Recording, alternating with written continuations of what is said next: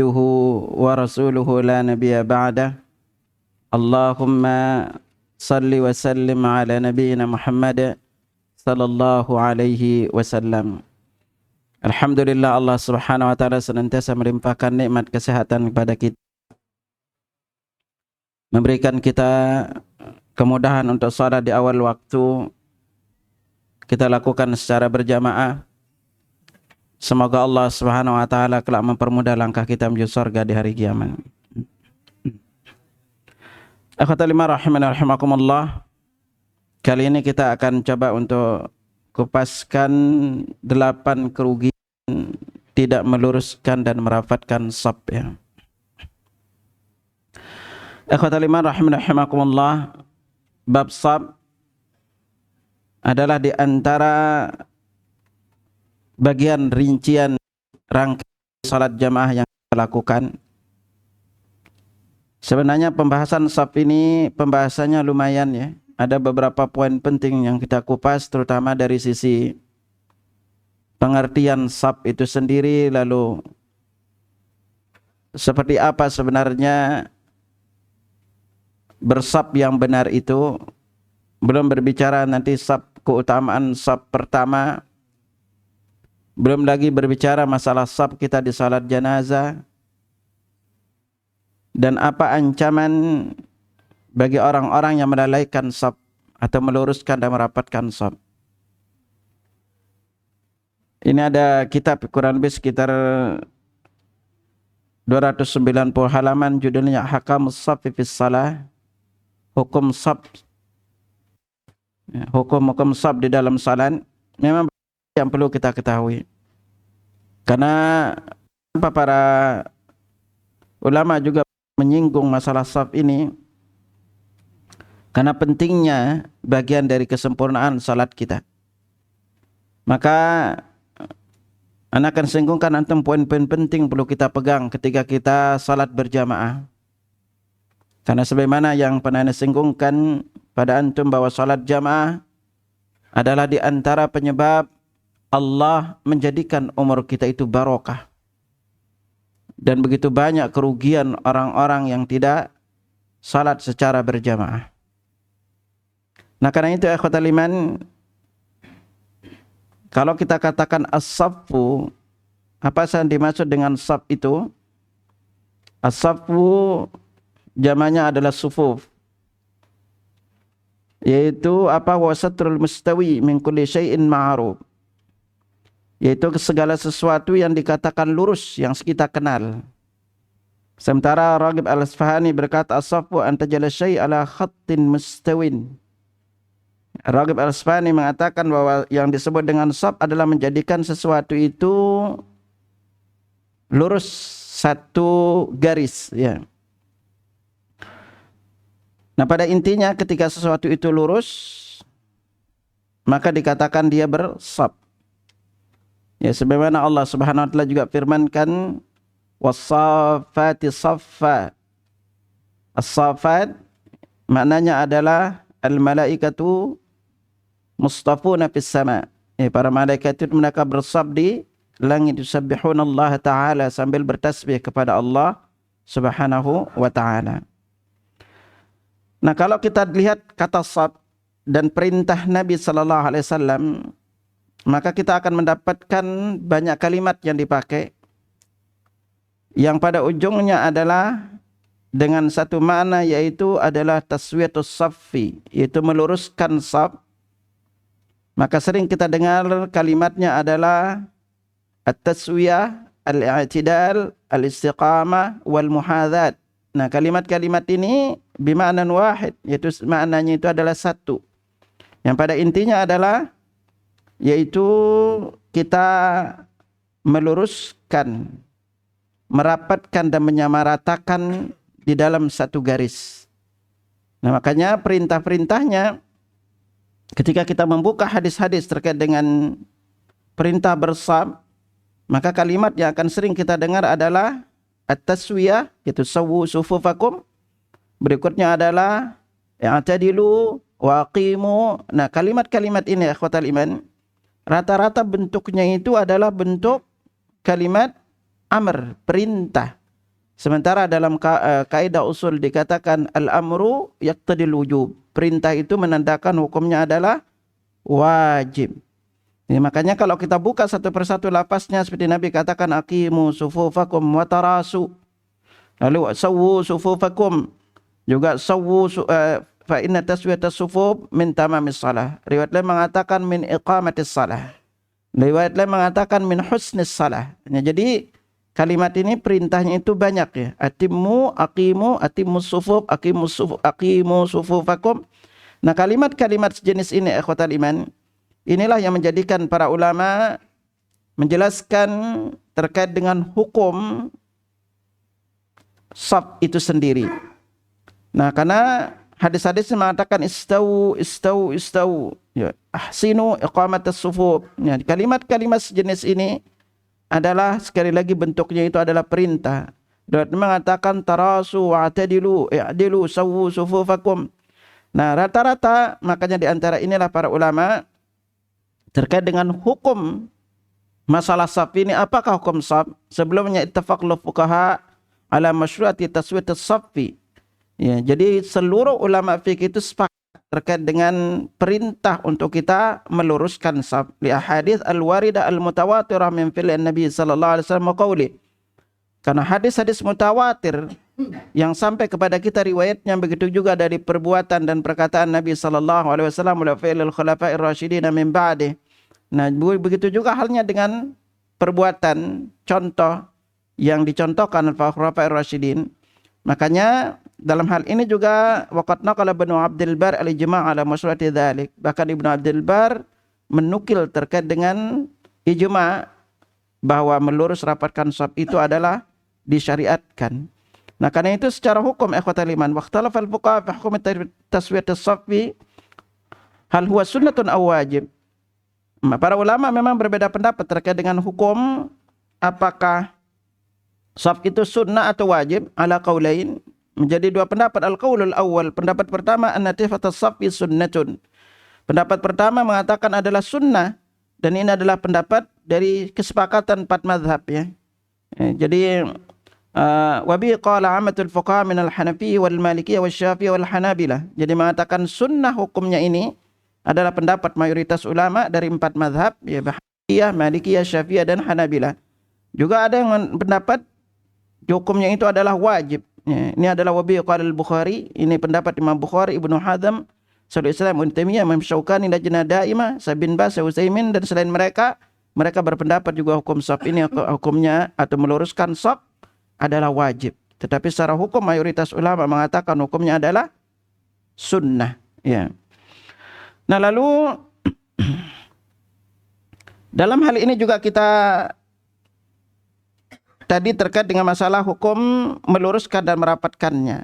Nah, makanya kita akan kupas terkait dengan keutamaan terutama dari sisi kita meluruskan dan merapatkan shaf. Hal ini agar kita lebih mau peduli terkait dengan shaf ini ya. Karena kadang-kadang di masyarakat kita ini akhifillah, karena setiap hari kita melakukan salat jamaah, sementara perintah di dalam perkara shaf ini adalah perkara yang begitu banyak hadisnya.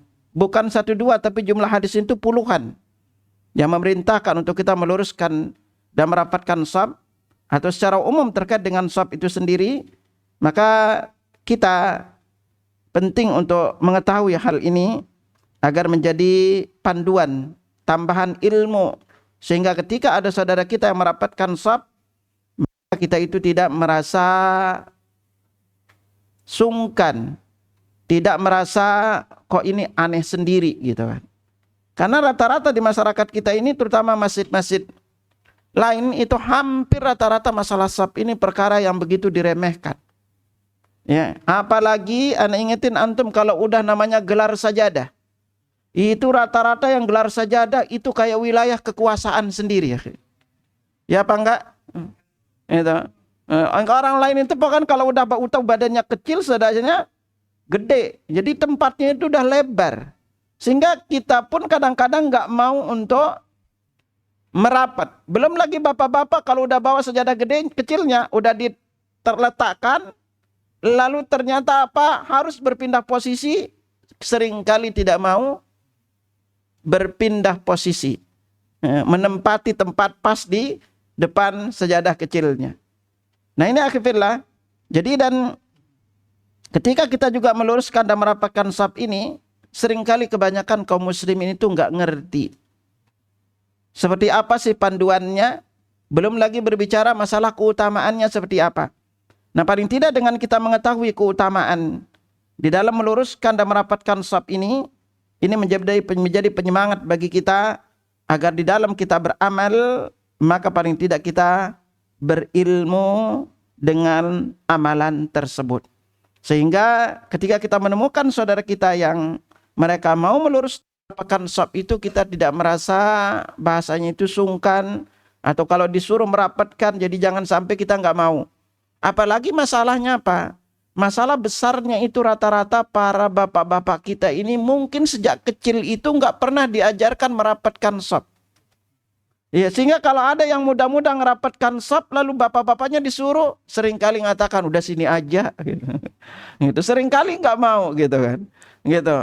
Apakah kita harus tarik Ustaz gitu agar mau ngerapat gitu. Nah, ini kan juga jadi masalah. Kadang-kadang kita dibilang, mungkin anaknya dibilang ini anak-anak gitu, masih kita dari kecil beliau itu nggak pernah safnya seperti itu mungkin, ya kan? Dan inilah realita di masjid-masjid kita hampir rata-rata. Bahkan salah satu pengalaman, anak di satu masjid dulu pernah juga giliran jadi imam. Ya, beliau jadi imam selalu bilang lurus rapatkan saf. Orang disuruh ngerapatkan saf. Pas sholat sebelah anak ternyata jaraknya lumayan gitu kan. Nah, beliau nggak ngerapatkan safnya. Nah inilah makanya penting untuk kita berilmu ya. Nah sebelum kita seperti apa sih panduan yang dikatakan lurus dan rapatnya saf itu, maka kita singgungkan dulu terkait dengan perintahnya, lalu apa keutamaan kita meluruskan dan merapatkan saf. Nah hadis-hadis terkait dengan perintah kita merapatkan saf tadi sekali jumlahnya itu banyak ya. Yang secara khusus misalnya kita ambil contohnya dalam riwayat Anas bin Malik yang diriwayatkan oleh Al-Bukhari dan Muslim, sawu sufufakum fa inna taswiyatas saffi min tamamis salah. Luruskan saf kalian karena lurusnya saf adalah bagian dari kesempurnaan salat. Riwayat lain mengatakan fa inna taswiyatas sufuf min iqamatis salah. Karena lurusnya saf itu adalah bagian dari menegakkan salat. Riwayat lain mengatakan min husnis salah, dari bagusnya salat. Nah, kalimat-kalimat ini berarti apa? Kalau kita tidak meluruskan dan merapatkan saf, kerugiannya pertama salat kita itu tidak sempurna. Karena kita nggak bisa pungkiri bahwa ketika kita salat jamaah ini adalah satu rangkaian. Sama juga ketika banyaknya jumlah jamaah, di saat kita salat jamaah itu menjadi penentu juga besarnya pahala salat jamaah kita. Karena Nabi SAW bersabda, salatul rajuli ma'ar rajuli azka min salatihi wahdah. Jadi salat seseorang dengan satu orang, maka itu lebih bagus, lebih murni, lebih baik. Wa salatuhu ma'ar rajulaini azka min salatihi ma'ar rajul. Jadi salat dia bersama dua orang atau dua jamaah itu lebih baik dibanding salatnya dengan satu orang. Fama kathura fahuwa habbu ilallah. Semakin banyak jumlah jamaahnya, itu lebih dicintai oleh Allah Subhanahu wa taala. Nah, dalam hal ini makanya kita ketika kita meluruskan dan merapatkan saf, ingat baik-baik bahwa kita itu satu dengan lain itu saling mempengaruhi. Makanya sekali lagi di satu masjid anak kupas tema itu 20 langkah melipat gandakan pahala salat jamaah. Jadi tahapan-tahapan kita salat jamaah ini ada, salah satunya bagiannya adalah dari bagian saf yang kita lakukan ini. Kita kalau ada di antara jamaah ini nggak mau diatur, ngeyel. Kalau saf itu mempengaruhi yang lainnya. Makanya kalau antum pelajari bagaimana Umar bin Khattab itu kalau ngatur saf, di masa Utsman bin Affan juga ngatur saf, Masya Allah kita akan lihat. Dan ternyata jarangnya saf, tidak mau diatur saf ini sangat berpengaruh terhadap kehidupan kaum muslimin itu sendiri. Nanti kita akan singgungkan, antum lihat. Nah lalu akhwat lima rahimakumullah, tadi ya, jadi kerugian kita pertama itu ketika antum gak mau meluruskan dan merapatkan saf itu adalah salat kita itu tidak sempurna. Ya sekarang kalau kita itu berilmu, sama-sama berilmu dan tahu bahwa dengan meluruskan dan merapatkan saf ini kita salat kita jadi sempurna, lalu kenapa kita tidak mau? Apa yang memberatkan kita? Pasti ada masalah di dalam diri kita, akhirnya. Makanya Nabi jelaskan kita ternyata bukan hanya efek keimanan yang ada di dalam diri kita ketika kita tidak mau meluruskan dan merapatkan shaf. Ada efeknya tersendiri terhadap persatuan kaum muslimin juga di dalam kasih sayang di antara mereka. Sementara kita jelaskan Nabi sallallahu alaihi wasallam bersabda, la yu'minu ahadukum hatta yuhibba li akhihi ma yuhibbu li nafsihi. Seorang itu tidak dikatakan beriman sehingga dia mencintai dirinya sendiri, mencintai saudara itu sebagaimana dia mencintai dirinya sendiri. Ini pengaruhnya besar ternyata dalam perkara shaf ini. Nah, karena itu ikhwatal iman rahimakumullah. Lalu apa? Ketika kita mau meluruskan dan merapatkan shaf, yang pertama itu tadi adalah kalau kita tidak meluruskan dan merapatkan shaf, maka salat kita tidak sempurna. Maka berikutnya apa? Di antara bahaya atau kerugian kita tidak meluruskan dan merapatkan shaf, bahwa di antara keistimewaannya adalah kalau shaf kita itu rapat, Nabi sallallahu alaihi wasallam bersabda, innallaha wa malaikatahu yusalluna 'alal ladzina yasiluna as-sufuf. Sesungguhnya Allah dan para malaikatnya itu bersalawat untuk orang yang menyambung shaf. Subhanallah, akhirnya. Hanya dengan antum mau menyambung shaf, Allah dan malaikatnya bersalawat untuk antum. Ma makna salatullah? Apa makna salawat Allah kepada hamba? Dan apa makna salawat malaikat kepada hamba? Kalau Allah yang berselawat kepada hamba, maknanya itu adalah Allah menyebut hamba tersebut di hadapan para malaikatnya. Dan kalau malaikat yang berselawat untuk hamba, maknanya adalah yaitu didoakan dan dimohonkan ampun oleh malaikat. Jadi ketika antum mau menyambung shaf, subhanallah, antum didoakan oleh malaikat. Makanya orang yang sholat berjamaah fillah, nanti ada singgungan secara khusus 7 tempat didoakan malaikat di dalam sholat jamaah. Jadi yang doakan antum itu malaikat, bukan kiai. Antum aja didoain kiai bangga, gitu kan? Itu. Mau kemana? Ke rumah kiai, kenapa minta doa? Kimi doa aja kiai kita bangga gitu. Lain doa antum itu malaikat, akhi, yang doakan kita. Ya. Syaratnya apa? Hanya mau nyambung shaf. Ya. Nah, apa makna menyambung? Ya, antum mendekatkan satu dengan lainnya. Nanti kita akan jelaskan kaidah di dalam masalah meluruskan dan merapatkan shaf. Ya. Nah, ini keutamaan yang kita dapatkan. Jadi kalau antum tidak mau, nah ini lagi kita bayangkan hanya dengan menyambung shaf aja antum sudah didoakan malaikat.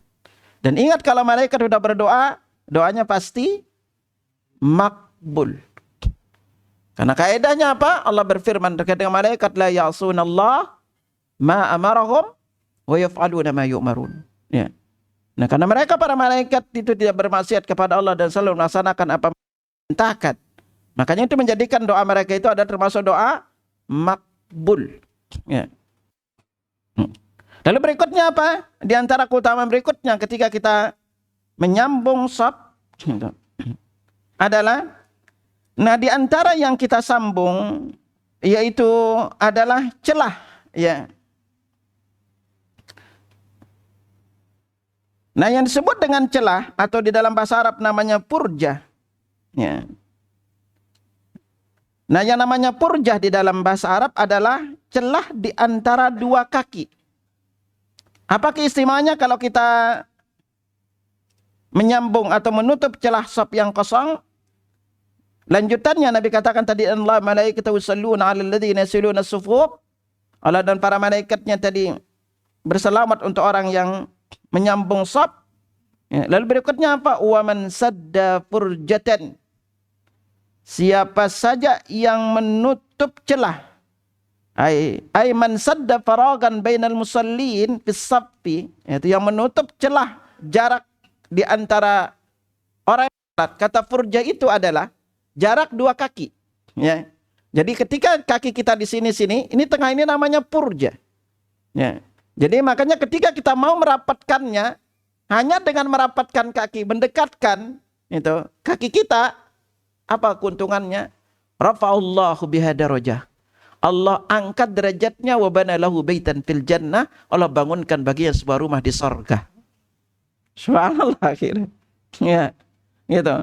Padahal apa? Antum cuma ngerapetin dikit aja. Itu. Antum udah didoain malaikat. Lalu apa?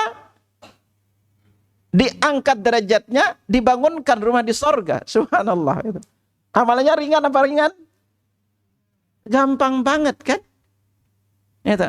Makanya bapak-bapak, Anda minta bapak-bapak kalau disuruh ngerapat sama yang muda-muda, ikutlah. Gitu. Pak deketin, sini aja deh, udah cukup. Ini kan repot gitu kan. Gitu kan. Gitu. Nah makanya apa? Udah bayangkan hanya ngelakuin berapa, apa sih yang kita lakuin, ringan banget kan? Ya. Ringan banget, tidak berat yang kita lakukan. Itu hanya dengan mau untuk mendekatkan kaki kita sedikit, subhanallah. Antum udah dapatkan langsung itu. Udah didoakan malaikat. Ya. Allah dan malaikatnya berselawat, lalu kita diangkat derajatnya. Bayangkan itu kita lakukan setiap hari salat jamaah. Wa man sadda furjatan fi shaffin rafa'allahu biha darajah. Ya, siapa yang menutup celah di antara dua salat itu, dijelaskan wa dzalika bi an yandamma ila faragi wa yasuddahu. Jadi yaitu caranya dia mendekatkan diri ke celah saf tersebut untuk menutupnya. Jazallahu bi arfa darajatahu fil jannah. Yaitu Allah akan mengangkat derajatnya di surga. Dalam riwayat lain ditambahkan wabana lahu baitan fil jannah. Allah bangunkan baginya sebuah rumah di surga. Subhanallah. Ya. Makanya bisa jadi ketika kita mau merapatkan saf itu, menandakan kita itu apa? Ada hubungan rekat dengan saudara kita muslim. Kan ini juga berefek, nanti jelaskan di dalam perkara saf ini, ya. Nah, kenapa juga kita disuruh untuk merapatkan saf? Karena Nabi sabdakan juga dari Imam Ahmad, dari Abu Umamah Al-Bahili, wasaddul khalal, tutup celah-celah. Kenapa? Fa inna syaitan yadkhulu bainakum bimanzilatil hadab. Karena syaitan itu masuk di celah-celah saf kalian itu seperti hadab. Hadab ini adalah anak kambing kecil. Ya. Jadi syaitan itu ada di tengah-tengah saf yang jarang. Makanya akhirnya dulu itu waktu SMA, Anda mondok di satu pondok. Itu selama 3 tahun kita sholat itu rapat akhirnya. Maksudnya bersop itu bersopnya, karena memang kita diajarkan seperti itu. Itu rasa sholatnya itu berbeda dibanding dengan ketika kita sholat di banyak jamaah di masjid-masjid. Itu jaraknya masya Allah. Itu kalau dirapatin lagi orang bisa masuk lagi satu saf. Tapi kadang-kadang bapak-bapak kita ini merasa bahasanya kayak jijik ya, risih ya, risih kalau kita mau masuk saf itu lagi.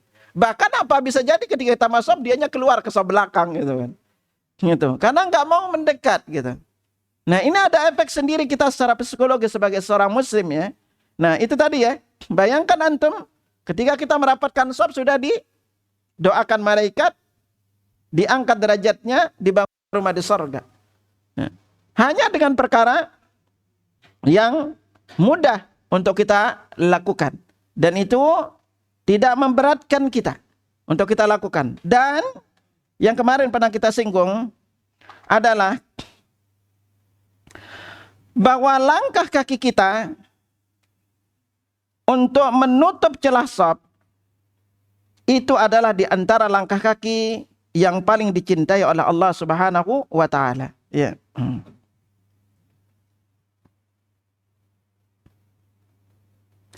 Nabi SAW sabdakan kepada kita, bayangkan hanya dengan melangkahkan kaki sedikit yang kita lakukan untuk menutup saf itu.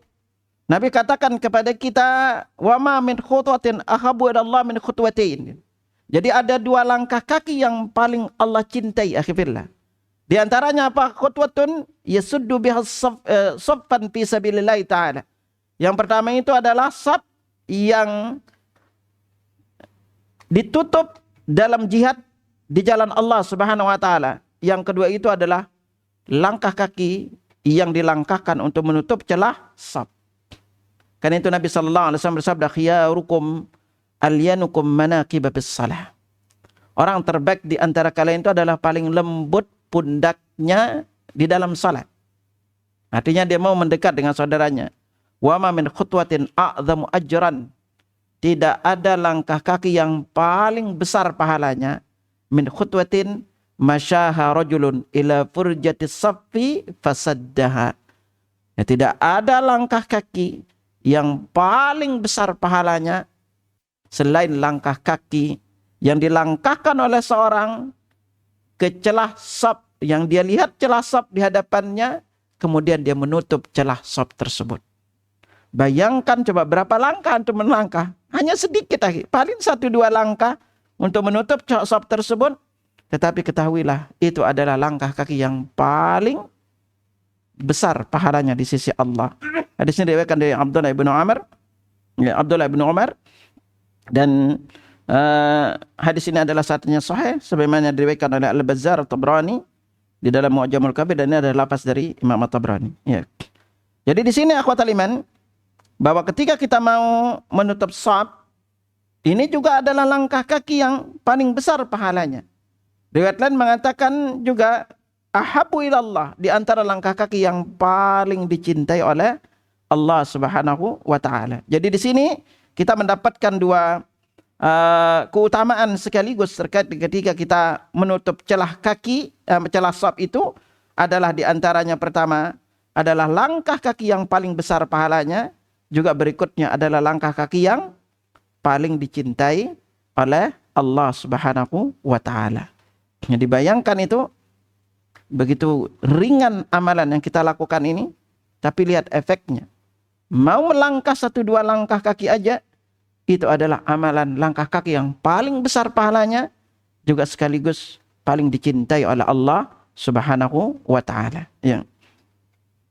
Nah, lalu berikutnya apa di antara keutamaan ketika kita mau untuk merapatkan dan meluruskan shaf adalah bahwa ketika kita mau meluruskan dan merapatkan shaf alias menyambungnya, maka Allah pun akan menyambung rahmat dengan kita. Nabi sallallahu alaihi wasallam bersabda, "Wa man wasala waqullah, wa man qata'a qata'ahullah." Barang siapa yang menyambung shaf, Allah sambung rahmat dengannya, dan barang siapa memutus shaf, Allah putuskan rahmat darinya. Nah, ini merupakan ancaman di satu sisi kepada kita, ya, agar kita juga mau untuk menyambung shaf ketika kita salat berjamaah. Ya, jangan sampai nanti kita ketika kita mau salat berjamaah ini kita tidak mau untuk menyambung shaf yang ada, dan ini menjadikan kita juga agar kita juga setiap muslim ini paham akan hal ini, sehingga kita sebagai seorang muslim juga mau disambung oleh Allah Subhanahu wa taala rahmatnya. Karena bahwa di antara salah satu orang yang dirahmati oleh Allah Subhanahu wa taala itu adalah orang yang sayang kepada saudaranya. Karena Nabi sallallahu alaihi wasallam bersabda, "Yarhamu man fil ardi yarhamukum man fis sama." Sayangilah orang yang di bumi, maka orang-orang yang di langit akan menyayangi kalian. Nah, ini juga menjadi titik tolaknya fillah, bahwa ketika kita mau untuk menyambung shaf dengan saudara-saudara kita, maka sebenarnya sadar tidak sadar itu juga kita mau menyambung hubungan kasih sayang dengannya. Karena itu Allah tegaskan kepada kita, mathalul mu'minuna fi tawaddudihim wa tarahumihim wa ta'atufihim kamasalil jasadil wahid. Jadi seorang muslim itu dalam hal kasih sayang, dalam hal saling menyayangi, mencintai satu lainnya, itu adalah seperti satu jasad.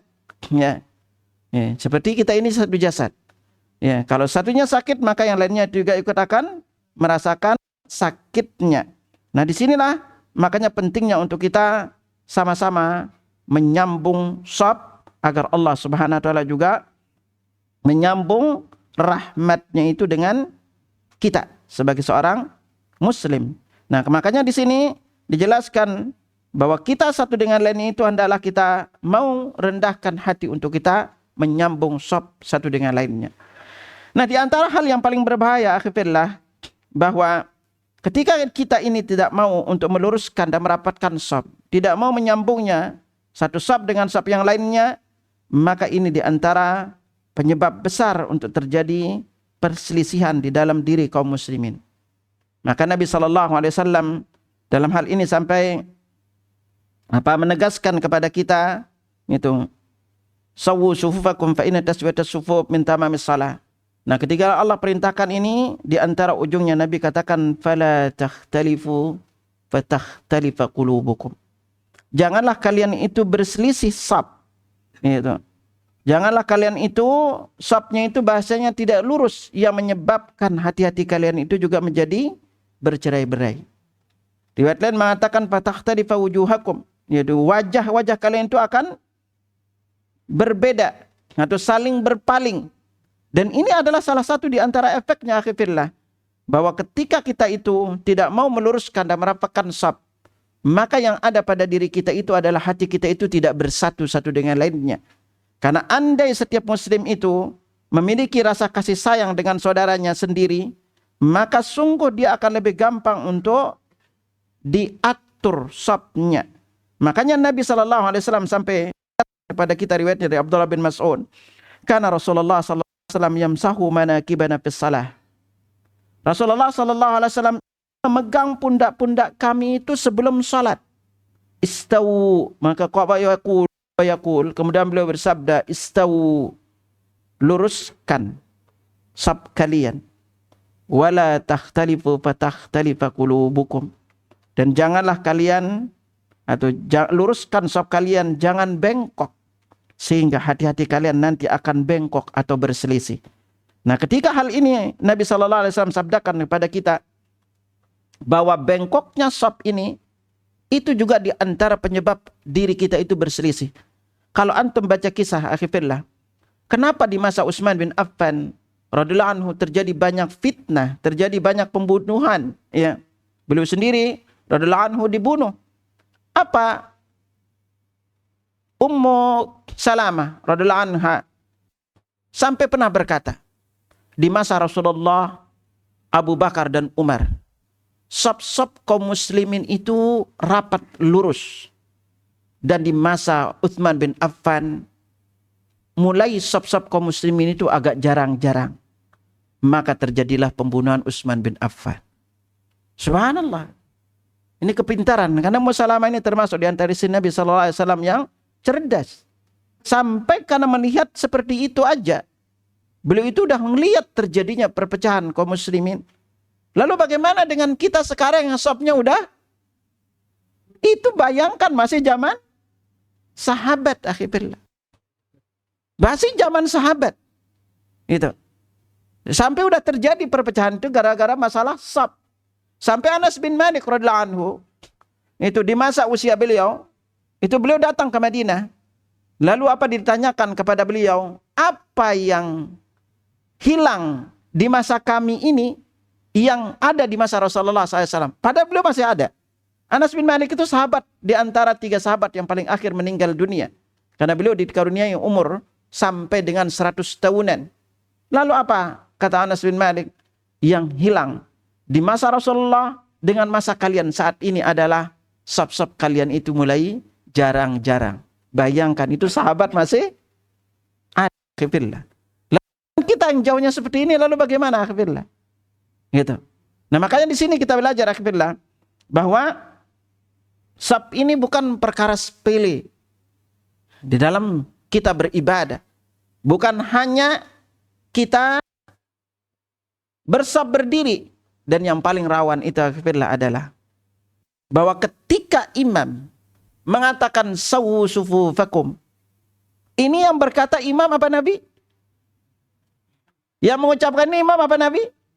Nabi SAW. Ya, berarti kalau kita tidak mau meluruskan dan merapatkan saf, kita tidak taat kepada Nabi SAW. Sementara Allah berfirman, wa in tuti'uhu tahtadu. Jika kalian taat kepada perintah Muhammad, maka kalian itu mendapatkan petunjuk akhirnya. Ya. Nah, ini artinya apa? Bahwa penyebab kita mendapatkan petunjuk itu karena kita taat kepada perintah Nabi. Jangan mentang-mentang yang jadi imam itu anak kecil. Loh, anak kecil ini rewel banget nih gitu. Ya, apalagi kalau disuruh Pak rapetin, kita lalu nggak mau. Itu ketika mengatakan sawu sufufakum, ingat itu adalah perintah Nabi sallallahu alaihi wasallam yang disampaikan lewat imam. Berarti ketika kita tidak mau taat kepada perintah Nabi sallallahu alaihi wasallam, maka itu tandanya kita tersesat. Makanya Allah Subhanahu wa taala berfirman, "Wa may yushaqiqir rasul min ba'di ma tabayyana lahul huda wa yattabi' ghaira sabilil mu'minin nuwalli ma tawallahu wa nuslihi jahannam wa sa'at masyar." Jadi, kalau kita sampai tidak mau taat kepada perintah Rasul, ya, setelah nyata dan kita tahu itu adalah perintah Rasulullah, wa yattabi' ghaira sabilil mu'minin, dan dia mengikuti bukan jalan orang mukmin, maka ujung-ujungnya kita adalah termasuk orang yang diancam dengan neraka akhirnya. Jadi makanya ingatlah bahwa ketika imam itu menyuruh kita, itu bukan perkataan imam. Itu adalah perintah dari Allah Subhanahu wa taala. Yang ujungnya adalah Allah tegaskan kepada kita, taat kepada perintah Rasulullah itu sama dengan taat kepada Allah Subhanahu wa taala. Allah berfirman, "Ati Allah wa atiur Rasul." Ya. Makanya ini harus antum ingat akhirnya. Jadi ingatlah selalu bahwa ketika kita bersab, yang pertama antum ingat adalah itu untuk kita menyempurnakan salat kita. Yang sebelumnya sebenarnya itu adalah taat kepada perintah Rasulullah sallallahu alaihi wasallam. Lalu salat kita itu menjadi lebih sempurna. Nah, berikutnya apa? Bahwa ketika kita menerus dan merapatkan saf itu kita didoakan oleh malaikat. Lalu berikutnya apa? Kita diangkat derajatnya. Berikutnya apa? Dibangunkan sebuah rumah di sorga. Berikutnya apa? Ini aja udah lupa. Berikutnya adalah langkah kaki kita menutup celah saf, itu langkah kaki yang paling besar pahalanya dan paling dicintai oleh Allah Subhanahu wa taala. Dan kalau kita menyambung saf, maka sabdakan man wasala wasalahullah. Siapa yang menyambung saf, Allah sambung rahmat dengannya. Wa man qata'a qata'ahullah, dan barang siapa yang memutusnya maka Allah putuskan rahmat darinya. Nah, berikutnya tadi bahwa ketika kita meluruskan dan merapatkan saf itu, kita terhindar dari perselisihan. Karena kenapa akhirnya? Kenapa kok sampai terjadi perselisihan? Coba aja akhirnya deh. Coba anda tanya kepada antum. Kira-kira kalau ada orang yang antum senangin, teman akrab, nyuruh ngerapetin saf, antum mau nggak? Mau apa enggak? Tapi kalau orang nggak antum kenal, gitu, orang baru, anak kecil, gitu, anak muda nyuruh ngerapetin saf, kira-kira apa rasanya? Tersinggung, ya bisa tersinggung kita. Nah itu tanda kita memiliki jarak hati. Coba kalau sama-sama akrab kita dekat, gampang kita mau mendekat. Tapi kalau orang baru kita nggak kenal dia, disuruh ngerapat, bisa jadi terjadi ada rasa risih di dalam diri kita. Ini siapa nih ngerapat-rapat? Ini udah anak muda. Sampai makanya, ana ingetin pada antum juga, bab min akhillah. Kalau orangnya nggak mau disuruh ngerapetin saf, jangan dipaksa. Ya. Bapak-bapak nggak ngerti, antum tarik-tarik dia, Pak sini Pak tarik gitu. Gitu. Apalagi sampai omelin bapak-bapaknya, jangan gitu. Nih antum yang muda-muda gitu kan. Gitu. Sampai anak pernah ada satu jamaah gitu, Ustadz kenapa sih gitu? Teman-teman Ustadz katanya tuh kalau ngerapetin saf itu Allah gitu, kita itu dipepet-pepet gitu, Ustadz gitu. Makanya kadang ada satu jamaah itu sholat Ustadz gitu. Kalau dia mau sholat, lihat dulu orangnya, lihat jenggot, celana dan semata kaki, dia keluar ke belakang, kamu dekat dia bersaf. Karena kenapa? Nah ini salah satu keliruan kita akhirnya. Ya, ingat ketika kita berdiri di dalam salat, al-qiyamu ma'al qudrah. Syarat di antara rukun salat itu adalah qiyamu ma'al qudrah, berdiri bagi yang mampu. Pertanyaannya apa dimaksud dengan qiyam? Gitu. Ya. Gimana sih sebenarnya yang disebut dengan al-qiyam di dalam bahasa Arab? Yang disebut dengan al-qiyam. Azan dulu deh, ya. Udah. Anda azan dulu deh, baru kita senggonya.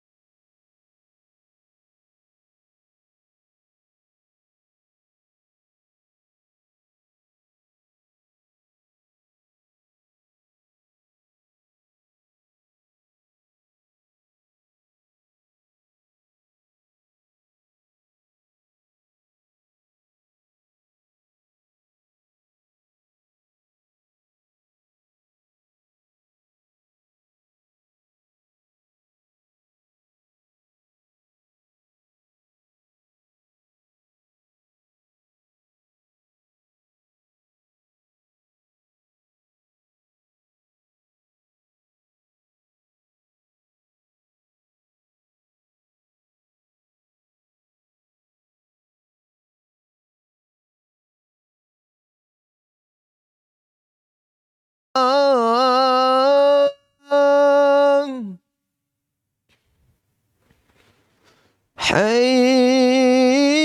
على الصلاة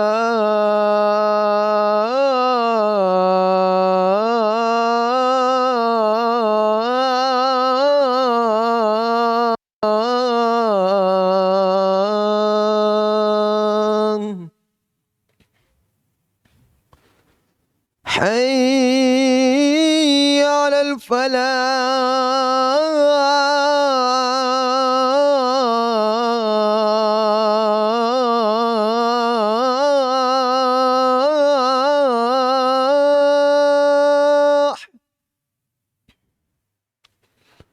حي على الفلاح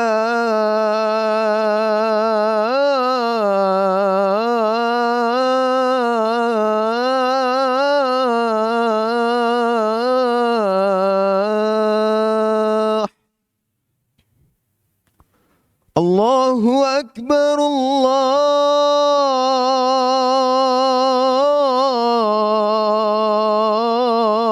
الله أكبر لا إله إلا الله.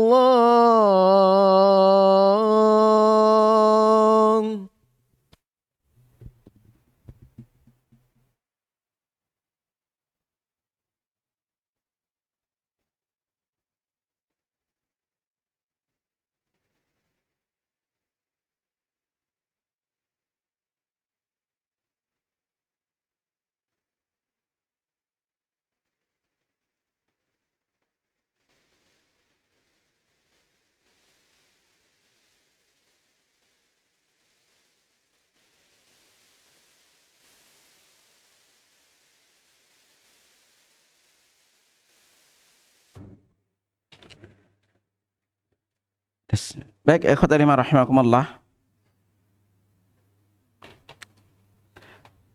Agar cukup waktu, kita masuk di pembahasan terkait dengan panduan atau dawabit yang kita gunakan untuk meluruskan shaf itu seperti apa sih? Ya. Setelah kita tahu paling tidak keutamaan kita meluruskan dan merapatkan shaf, salah satunya tadi, ana bacakan antum sekali lagi, Nabi sallallahu alaihi wasallam bersabda, riwayat Abdullah bin Umar, aqimus sufuf wa hadhu bainal manakib wa saddul khalal.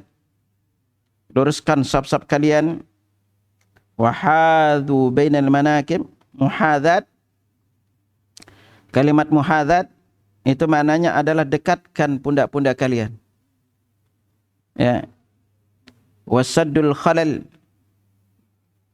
lalu tutup celah-celah shaf, ya.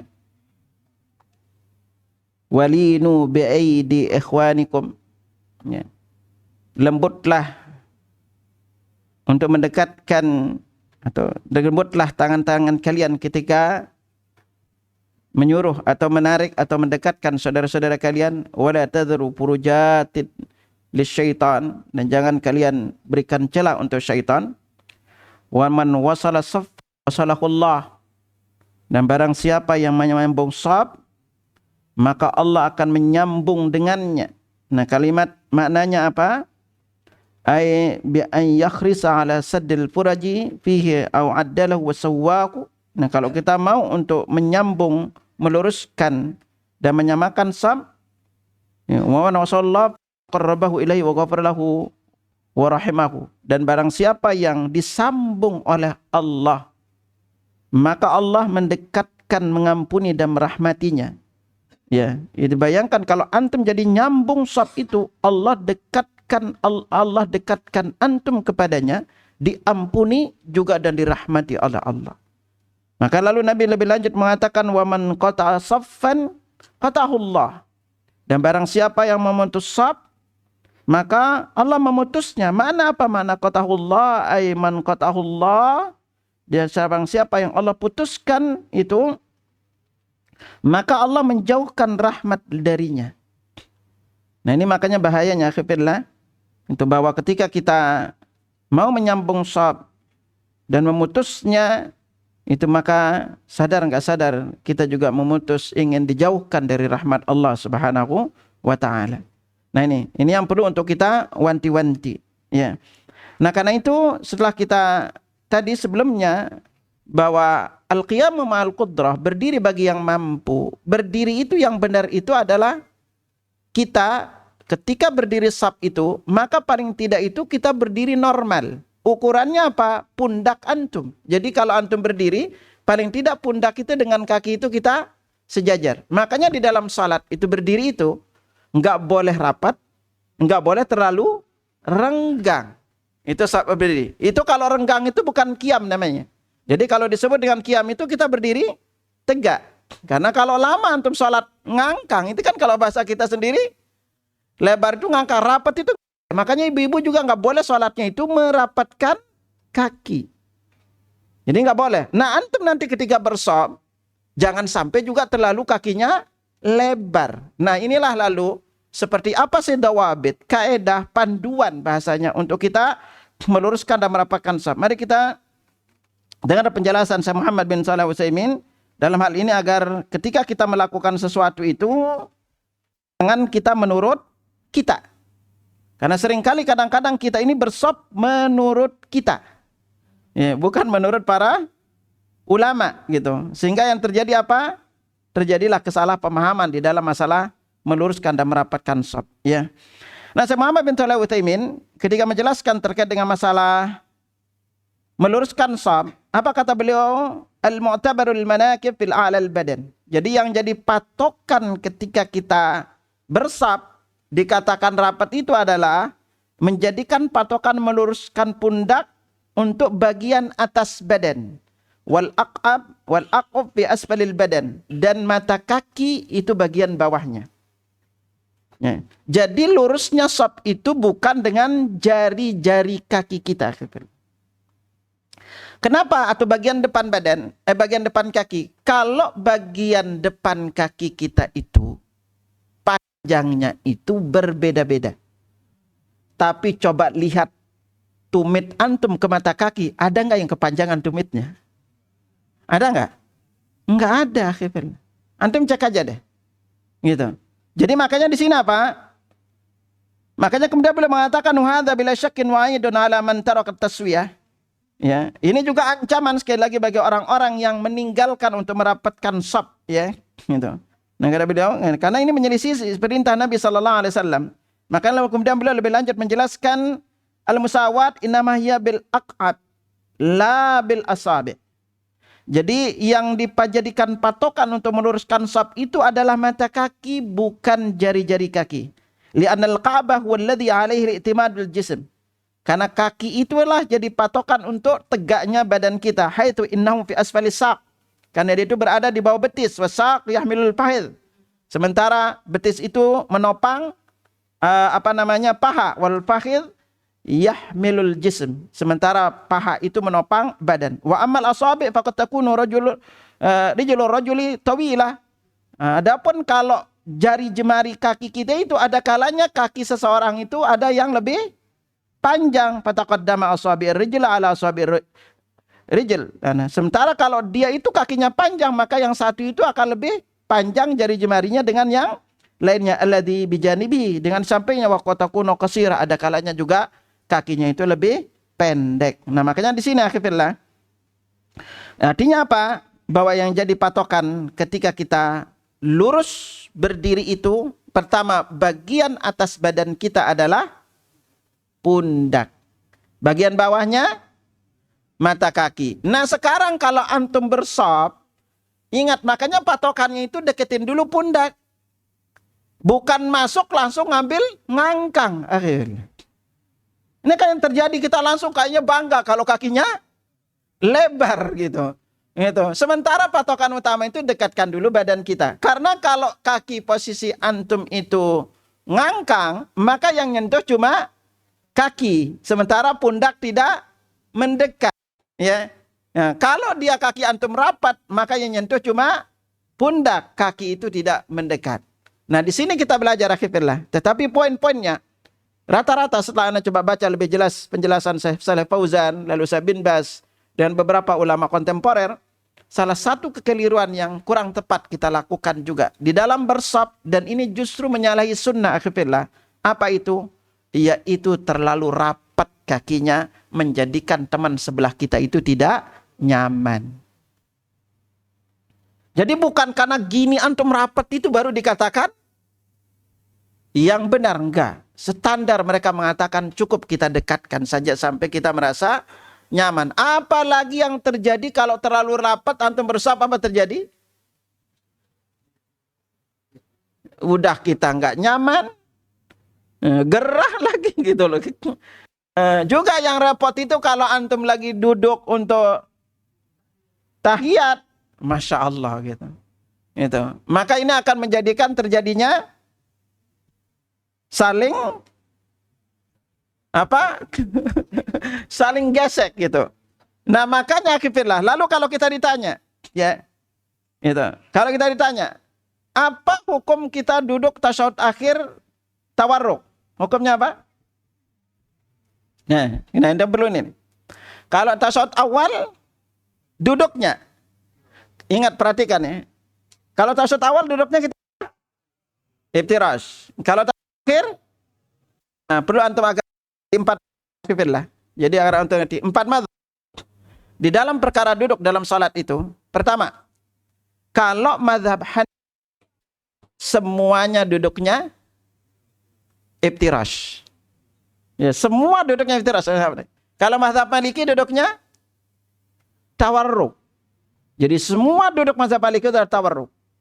Nah, berbeda dengan Imam Ahmad dan Imam Syafi'i. Imam Ahmad dan Imam Syafi'i itu sepakat apabila salatnya 2 tasyahud, maka tasyahud awal duduknya dengan iftirash, tasyahud akhir dengan tawarruk. Ini akhirlah ya. Yang anda mengerti. Tetapi Imam Ahmad dan Imam Syafi'i berbeda pendapat ketika salat hanya 1 tasyahud. Imam Ahmad memilih untuk salatnya itu duduknya dengan iftirash. Imam Syafi'i memilih tawarruk. Jadi di sini nanti agar antum gak bingung akhirnya. Jadi kalau Indonesia rata-rata imamnya di salat subuh, lalu salat yang 2 rakaat duduknya adalah tawarruk, karena itu adalah mazhab Syafi'i. Sementara ustaz kok kita beda gitu. Karena rata-rata ustaz-ustaz kita itu, apalagi yang lulusan Madinah, lebih banyak menggunakan mazhab Hambali. Akhirnya agar antum nanti tidak bingung akhirnya. Kenapa kok kita banyak beda di Indonesia dengan ustaz-ustaz kita? Catat baik-baik akhirnya. Kalau di Indonesia, antum itu secara umum mazhabnya adalah Syafi'i. Sementara rata-rata ustaz-ustaz kita itu memajarkan kita mazhab Hambali. Itu yang menyebabkan terjadi banyak perbedaan. Sama misalnya, karena Anda berbarangan beberapa tahun ini fokus untuk di 4 mazhab akhirnya. Maka nanti kalau antum sifat salat Nabi, Anda ajarkan antum 4 mazhabnya. Contoh kita ambil. Setiap ustadz-ustadz kita yang lulusan Madinah terutama atau Timur Tengah, kalau antum tanya menggabungkan antara salat Jumat dengan salat Asar, hukumnya apa? Menjama antara salat Jumat dengan salat Asar, hukumnya apa? Silakan antum tanya seluruh asatidz kita, rata-rata bilang tidak boleh. Ya. Yang mengatakan menggabungkan salat Asar dengan salat Jumat atau menjamanya tidak boleh, maka itu memang mazhab Hambali. Tetapi 3 mazhab akhirnya, Hanafi, Maliki dan Syafi'i mengatakan menggabung salat Jumat dengan salat Asar itu adalah boleh. Dan ini pendapat mayoritas ulama. Gitu. Jadi jangan heran nanti antum kalau setiap nanya kepada asatidz yang lain pasti bilangnya enggak boleh. Gitu. Tetapi 3 mazhab mengatakan boleh, dan ini adalah pendapat mayoritas ulama. Nah, sama juga ketika kita di dalam perkara masalah duduk ini akhirnya. Kalau yang terjadi nanti, ingat ketika kita duduk di tasyahud akhir, bedain antara duduk tasyahud akhir dengan tasyahud akhir. Kalau tasyahud akhir secara hukum apa? Hukum tasyahud akhir. Hukum tasyahud akhir? Oh, Masya Allah. Ini antum pada hukum tasyahud akhir? Wajib apa rukun? Subhanallah, antum benar-benar ingat tasyahud akhir hukumnya rukun. Akhirnya ini antum salat di hari ini. Yang tasyahud akhir itu hukumnya rukun salat, ya. Tasyahud akhir itu rukun salat. tapi duduk tasyahud akhir hukum duduknya, duduknya adalah termasuk di antara duduknya itu adalah termasuk di antara wajib salat. Tetapi hukum tawarruknya apa?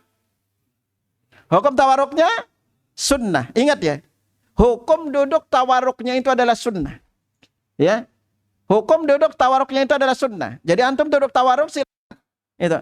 Tetapi ketika kita dihadapkan kepada sebuah masalah, yaitu antum kalau duduk tawarruk, maka akan terjadi gesekan saling menyakiti satu dengan lainnya, maka yang lebih afdal adalah memilih duduk dengan iftirash.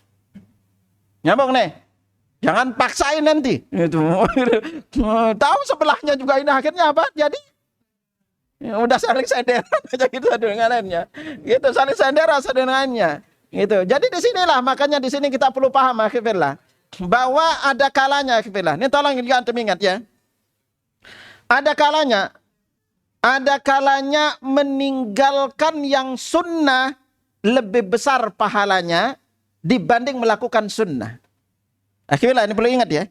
Jadi ada kalanya ketika kita meninggalkan yang sunnah itu lebih besar pahalanya dibanding kita melakukan sunnah. Kok bisa Ustaz? Iya, ada tataran tertentu. Contoh misalnya, ketika antum salat sekarang, ketika antum salat, lalu akan terjadi adalah gesekan, saling berdekatan, menjadikan satu lainnya saling menyakiti. Ingat, hukum menyakiti sama saudara kita hukumnya haram. Akhirnya menyakiti satu lainnya hukumnya haram. Nah sementara apa? Melakukan yang sunnah ini ketika antum duduknya tawarruk, memasakkan duduk tawarruk akan saling menyakiti, maka saat itu tidak duduk tawarruk lebih besar pahalanya dibanding antum duduk tawarruk. Karena saling menyakiti hukumnya haram, sementara lakukan ini secara hukum adalah sunnah. Makanya sama juga nanti ketika kita misalnya apa? Dalam banyak perkara, dalam hal-hal tertentu, ketika misalnya ada saudara kita ini, kita suruh ngerapetin shop. Ingat rapat shop hukumnya tadi apa? Ngerapatkan shop hukumnya apa? Ngerapatkan shop hukumnya menurut mayoritas ulama apa? Sunnah. Tetapi kalau saudara kita ini gara-gara antum kejar kakinya gitu. Lalu apa? Dia dekat, jarak kaki antum lebarin. Lagi lebarin, kakinya diinjak gitu kan. Gitu. Kalau ini terjadi, maka kita cukup nyuruh dia ngerapatkan. Kalau dia tidak mau, jangan dipaksakan. Daripada nanti dia menjadi tidak senang sama kita. Makanya hal-hal seperti ini perlu kita lakukan. Makanya seringkali kadang-kadang ketika kita mengerti kaedah-kaedah di dalam Islam, kaedah-kaedah usulnya, kalau kita tidak ngerti, seringkali kita memaksakan diri untuk melakukan yang sunnah, padahal di saat itu seringkali meninggalkannya itu lebih besar pahalanya. Contoh, orang tua antum, ketika misalnya belum ngerti, belum belajar, lalu antum misalnya kepingin maksakan untuk suruh celana di atas mata kaki, bisa jadi masalah dengan orang tua. Ya, udah sabar dulu, tunjukkan diri antum itu sebagai anak yang udah berilmu, lebih berbakti dulu kepada orang tua. Jadi nanti orang tua itu akan lihat hasilnya. Anak saya ternyata setelah ikut kajian di Masjid Imam Nawawi semakin baik. Para istri juga gitu. Jangan sampai dengan suami yang berbeda itu terlalu menekankan. Karena perkara-perkara yang masih perkara ikhtilaf. Jangan terlalu dipaksakan. Akhirnya di masyarakat kita itu belum semuanya ngerti. Belum semua seperti itu. Makanya kita di sini perlu di dalam dakwah itu adalah dengan hikmah. Jangan maksakan kehendak kita di tengah masyarakat. Sama, makanya rata-rata para masyayikh perintahkan kepada kita, pelajari juga mazhab Syafi'i. Karena kalian itu berada di lingkungan mazhab Syafi'i. Nah, itulah di antara penyebab perbedaan pendapat yang gesekan-gesekan di tengah masyarakat kita. Karena seringkali kadang-kadang apa? Kita yang diajarkan bermazhab Hambali oleh para ustadz kita paksakan di tengah saudara kita yang bermazhab Syafi'i. Andai kita tahu itu adalah bahwa ini pendapat kuat dalam mazhab Syafi'i, kemungkinan kita tidak akan terjadi seperti itu. Maka di sinilah mulai beberapa tahun ini anak fokus belajar 4 mazhab Hafidlah. Apa pendapat? Bisa jadi pendapat mazhab Syafi'i itu lebih kuat dibanding dalam mazhab Hambali Hafidlah. Nah ini agar antum ngerti dalam hal ini. Makanya ketika kita lihat di antara asatidz kita misalnya, kalau antum tanya Ustaz Yazid, apa posisi duduk satu tasyahud, bilang beliau apa? Iftirash. Kalau antum ke Ustaz Hakim bilangnya apa? tawarruk. Ustaz Hakim itu tawarruk karena beliau lebih menguatkan pendapat mazhab Syafi'i. Dan memang Ibnu Qayyim rahimahullah ketika dihadapkan ini padahal satu hadisnya, satu hadisnya, lalu kesimpulan Imam Ahmad, Imam Syafi'i itu berbeda kesimpulannya. Dan Hafiz Ibnu Qayyim rahimahullah lebih menguatkan pendapat mazhab Syafi'i, yaitu beliau lebih memilih untuk duduk posisinya adalah tawarruk untuk salat yang satu tasyahud. Apa salah? Tidak. Ini adalah kita tinggal pilih, atau saya menjelaskan juga, maka boleh untuk kita lakukan secara variasi di antara ibadah. Nah ini makanya akhirnya ingatkan kepada antum dalam hal ini, maka kita di dalam kita salat, kalau ada saudara kita yang belum mau ditarik, belum didekatkan sopnya, pertama antum jangan lebarin kaki, jangan ngangkang, jangan kejar kakinya. Gitu. Jadi nanti kalau sholat di Imam Nawawi itu kaki kita dikejar gitu. Ini juga kan gak enak gitu. Udah suruh dia mendekat. Kalau dia mau alhamdulillah, kalau dia tidak mau ya semoga Allah berikan dia hidayah sehingga ketika dia merekiti dan pernah belajar dengan shaf, dengan izin Allah, Allah akan mudahkan untuk menerima lurus dan rapakan shaf ini. Bagi kita yang tahu alhamdulillah, sampaikan kepada saudara kita. Ingat kesimpulannya ada 8 paling tidak pahala besar kita dapatkan ketika kita meluruskan shaf dan merapakannya. Yang pertama itu adalah kita melaksanakan perintah Rasulullah sallallahu alaihi wasallam. Yang kedua itu adalah dengan kita merapatkan shaf itu maka salat kita menjadi lebih sempurna. Yang ketiga apa? Allah dan para malaikatnya berselawat untuk kita, lalu diangkat derajat kita, dibangunkan untuk kita sebuah rumah di sorga. Dan langkah kaki yang kita langkahkan untuk menutup celah shaf itu adalah langkah kaki yang paling dicintai dan paling besar pahalanya di sisi Allah. Lalu berikutnya itu ketika kita melangkahkan kaki untuk menyambung shaf, maka Allah sambung rahmatnya untuk kita, dan kita menutup celah shaf, menyatukan menutup celah-celah shaf itu, maka kita akan terhindar dari perpecah belah. Nah, ini akhwatul iman, belum kita singgung shaf pertama nih, itu belum bilang. Semoga nanti lain waktu kita singgungkan keutamaan banyak luar biasa juga kalau antum memilih shaf, keutamaan shaf pertama ya dibandingkan shaf berikutnya. Usahakan ketika antum bershaf paling tidak pilih shaf pertama kedua, karena orang berada di shaf pertama didoakan oleh Nabi, shaf kedua enggak dapat. Gitu. Ya, semoga Allah Subhanahu wa taala mempermudah kita untuk ketemu di lain waktu. Demikian, subhanakallahumma wa bihamdika asyhadu an la ilaha illa anta astaghfiruka wa atubu ilaik. Assalamualaikum warahmatullahi wabarakatuh.